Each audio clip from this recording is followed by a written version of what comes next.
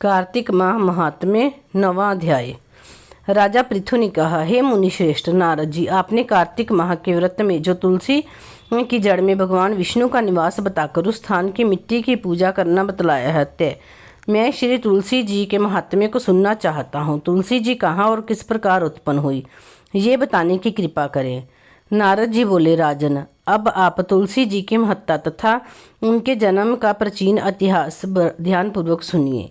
एक बार देवगुरु बृहस्पति और देवराज इंद्र भगवान शंकर का दर्शन करने कैलाश पर्वत की ओर चले।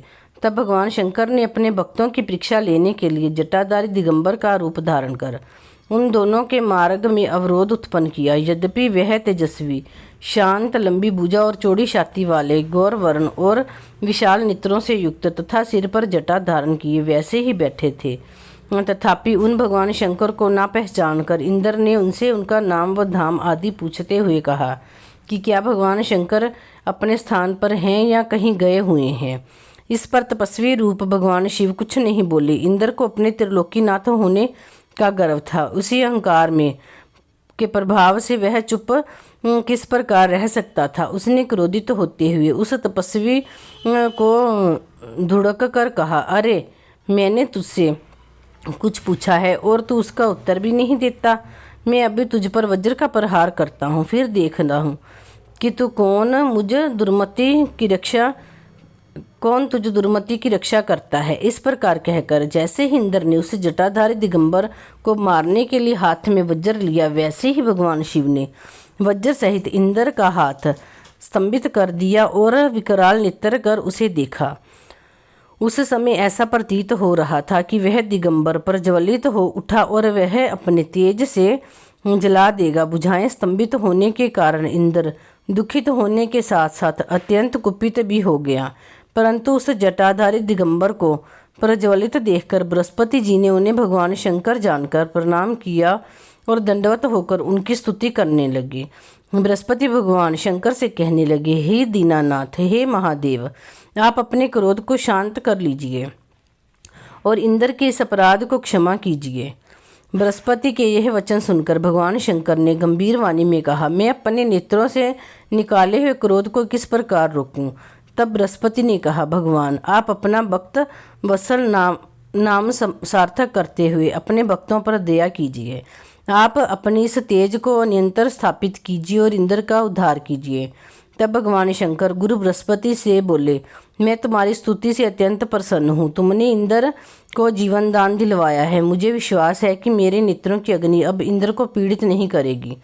बृहस्पति से इस प्रकार कहकर भगवान शिव ने अपने मस्तक से निकले हुए अग्नि में तेज को अपने हाथों में ले लिया और फिर उसे क्षीर सागर में डाल दिया। तत्पश्चात भगवान शंकर अंतर्ध्यान हो गए। इस प्रकार जिसको जो जानने की कामना थी उसे जानकर इंद्र तथा बृहस्पति अपने अपने स्थान को चले गए। कार्तिक महात्म्य 9वां अध्याय समाप्त। कार्तिक महात्म्य 10वां अध्याय। राजा पृथु बोले, हे ऋषि श्रेष्ठ नारद जी, आपको प्रणाम है। कृपा अब ये बताने की कृपा कीजिए कि जब भगवान शंकर ने अपने मस्तक के तेज को क्षीर सागर में डाला तो उस समय क्या हुआ। नारद जी बोले, हे राजन, जब भगवान शंकर ने अपना वह तेज क्षीर सागर में डाल दिया तो उस समय वह शीघ्र ही बालक होकर सागर के संगम पर बैठकर संसार को भय देने वाला रुदन करने लगा। उसमें रुदन से संपूर्ण जगत व्याकुल हो उठा। लोकपाल भी व्याकुल हो गए, चराचर चलायमान हो गए। शंकर सुवन के रुदन से संपूर्ण ब्रह्मांड व्याकुल हो गया। यह देखकर सभी देवता और ऋषि मुनि व्याकुल होकर ब्रह्मा जी की शरण में गए और प्रणाम कर उनकी स्तुति करने लगे। उन सभी ने ब्रह्मा जी से कहा, हे पितामह, यह तो कौन बहुत ही विकट परिस्थिति उत्पन्न हो गई है। हे महायोगिन, इसको नष्ट कीजिए। देवताओं के मुख से इस प्रकार सुनकर ब्रह्मा जी सत्यलोक से उतरकर उस बालक को देखने के लिए सागर तट पर आए। सागर ने ब्रह्मा जी को आते देखा तो उन्हें प्रणाम किया और बालक को उठाकर उनकी गोद में दे दिया। आश्चर्यचकित हुए ब्रह्मा जी ने पूछा, हे सागर, यह बालक किसका है? शीघ्रता पूर्वक कहो। सागर विनम्रता पूर्वक बोला, प्रभु, यह तो मुझे ज्ञात नहीं है, परंतु मैं इतना अवश्य जानता हूँ कि यह गंगा सागर के संगम पर प्रकट हुआ। इसीलिए हे जगत गुरु, आप इस बालक का जात कर्म आदि संस्कार करके इसका जातक फल बतलाइए। नारद जी राजा पृथु से बोले, सागर ब्रह्मा जी के गले में हाथ डालकर बार बार उनका आकर्षण कर रहा था। फिर तो उसने ब्रह्मा जी का गला इतनी जोर से पकड़ा कि उसे पीड़ित होकर ब्रह्मा जी की आंखों से अश्रु टपकने लगे। ब्रह्मा जी ने अपने दोनों हाथों का जोर लगाकर किसी प्रकार सागर से अपना गला छुड़वाया और सागर से कहा, हे सागर सुनो, मैं तुम्हारे इस पुत्र का जातक फल कहता हूँ। मेरे नेत्रों से जो यह जल निकला है, इस कारण इसका नाम जलंधर होगा। उत्पन्न होते ही ये तरुणावस्था को प्राप्त हो गया है, इसीलिए ये शब्द शास्त्रों का परागामी, महापराक्रमी, महावीर, बलशाली, महायोद्धा और रण में विजय प्राप्त करने वाला होगा। यह बालक सभी दैत्यों का अधिपति होगा। यह किसी से भी पराजित न होने वाला तथा भगवान विष्णु को भी जीतने वाला होगा। भगवान शंकर को छोड़कर ये सबसे अवध्य होगा। जहाँ से इसकी उत्पत्ति हुई है ये वहीं जाएगा। इसकी पत्नी बड़ी पतिव्रता, सौभाग्यशालिनी, स्वर्ग सुंदरी, परम मनोहर, मधुर वाणी बोलने वाली तथा शीलवान होगी। सागर से इस प्रकार कहकर ब्रह्मा जी ने शुक्राचार्य को बुलवाया और उनके हाथों से बालक का राज्याभिषेक कराकर स्वयं अंतर्ध्यान हो गए। बालक को देखकर सागर की प्रसन्नता की सीमा न रही। वह हर्षित मन से घर आ गया। फिर सागर से उस बालक का लालन पालन कर उसे पुष्ट किया। फिर कालनेमी नामक असुर को बुलाकर वृंदा नामक कन्या से विधि पूर्वक उसका विवाह करा दिया। उस विवाह में बहुत बड़ा उत्सव हुआ। श्री शुक्राचार्य के प्रभाव से पत्नी सहित जलंधर दैत्यों का राजा हो गया। बोलो वृंदा महारानी की जय। कार्तिक महात्म्य का 10वां अध्याय समाप्त। कार्तिक महात्म्य 11वां अध्याय। एक बार सागर पुत्र जलंधर अपनी पत्नी वृंदा सहित असुरों से सम्मानित हुआ सभा में बैठा था। तभी गुरु शुक्राचार्य का वहां आगमन हुआ। उनके तेज से सभी दिशाएं प्रकाशित हो गई। गुरु शुक्राचार्य को आता देखकर सागर पुत्र जलंधर ने असुरों सहित उठकर खड़े बड़े आदर से उन्हें प्रणाम किया। गुरु शुक्राचार्य ने उन सबको आशीर्वाद दिया। फिर जलंधर ने उन्हें एक दिव्य आसन पर बैठाकर स्वयं भी आसन ग्रहण किया।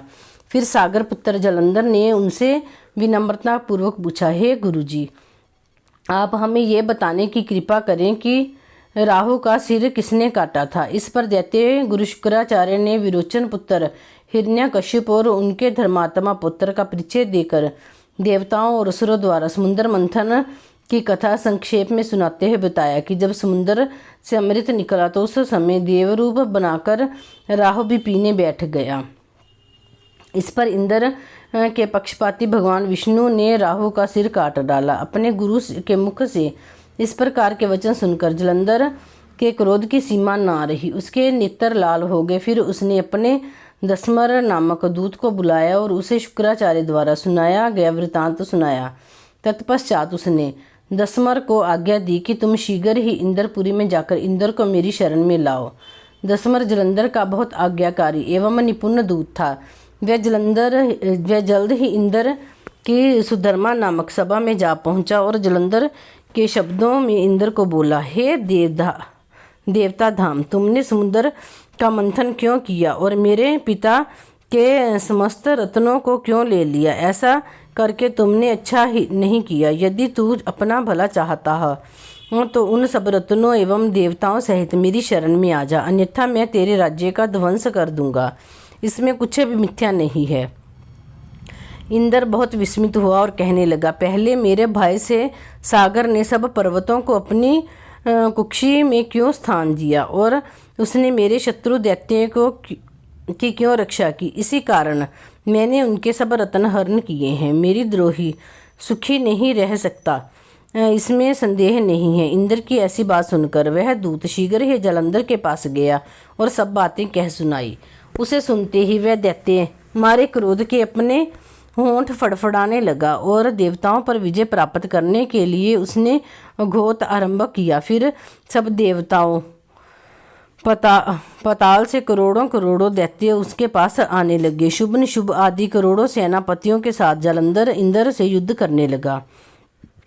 शीघ्र ही इंद्र के नंदन वन में उसने अपनी सेना उतार दी। वीरों की शंख ध्वनि और गर्जना से इंद्रपुरी गूंज उठी। अमरावती छोड़ देवता उससे युद्ध करने चले। भयानक मारकाट हुई। असुरों के गुरु आचार्य शुक्र अपनी अमृत संजीवनी विद्या से और देवगुरु बृहस्पति द्रोणगिरी से औषधि लाकर जिलाते रहे। इस पर जलंधर ने क्रुद्ध होकर कहा कि मेरे हाथ से मरे हुए देवता जी कैसे जाते हैं? जिलाने वाली विद्या तो आपके पास है। इस पर शुक्राचार्य ने देवगुरु द्वारा द्रोणाचार्य से औषधि लाकर देवताओं को जिलाने की बात कह दी। यह सुनकर जालंधर और भी कुपित हो गया। फिर शुक्राचार्य जी ने कहा, यदि शक्ति हो तो द्रोणगिरी को उखाड़कर समुद्र में फेंक दो, तब मेरे कथन की सत्यता प्रमाणित हो जाएगी। इस पर जालंधर कुपित होकर जल्द ही द्रोणगिरी पर्वत के पास पहुंचा और अपनी भुजाओं से पकड़कर द्रोणगिरी पर्वत को उखाड़कर समुद्र में फेंक दिया।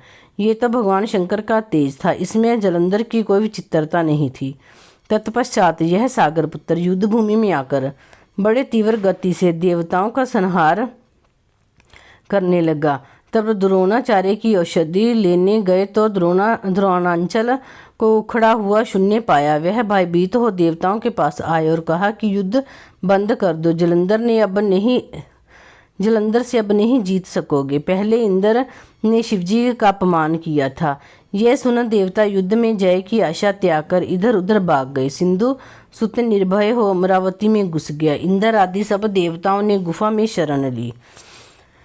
कार्तिक महात्म्य 11 समाप्त। कार्तिक महात्म्य 12वां अध्याय। नारद जी ने कहा, तब इंद्र आदि देवता वहां से भय कंपित होकर भागते भागते बैकुंठ में विष्णु जी के पास पहुंचे। देवताओं ने अपनी रक्षा के लिए उनकी स्तुति की। देवताओं की उस दीन वाणी को सुनकर करुणा सागर भगवान विष्णु ने उनसे कहा कि हे देवताओं, तुम भय को त्याग दो, मैं युद्ध में शीघ्र ही जालंधर को देखूंगा। ऐसा कहते ही भगवान गरुड़ पर जा बैठे। तब सुंदर तन्या लक्ष्मी जी ने कहा कि हे नाथ, यदि मैं सर्वदा आपकी प्रिया और भक्ता हूँ तो मेरा भाई आप द्वारा युद्ध में नहीं मारा जाना चाहिए। इस पर भगवान विष्णु जी ने कहा, अच्छा, यदि तुम्हारी ऐसी ही प्रीति है तो मैं उसे अपने हाथों से नहीं मारूंगा, परंतु युद्ध में अवश्य जाऊंगा, क्योंकि देवताओं ने मेरी बड़ी स्तुति की है। ऐसा कहकर भगवान विष्णु युद्ध के उस स्थान में जा पहुंचे जहाँ जालंधर विद्यमान था। जालंधर ने और विष्णु का घोर युद्ध हुआ। विष्णु के तेज से कंपित देवता सिंहनाद करने लगे। फिर तो अरुण और अनुज गरुड़ के पंखों का प्रबल वायु से पीड़ित हो दैत्य इस प्रकार घूमने लगे जैसे आंधी से बादल आकाश में घूमते हैं। तब अपने वीर दैत्यों को पीड़ित होते देखकर जालंधर ने क्रुद्ध हो विष्णु जी को उद्धत वचन कहकर उन पर कठोर आक्रमण कर दिया। कार्तिक महात्म्य 12वां समाप्त।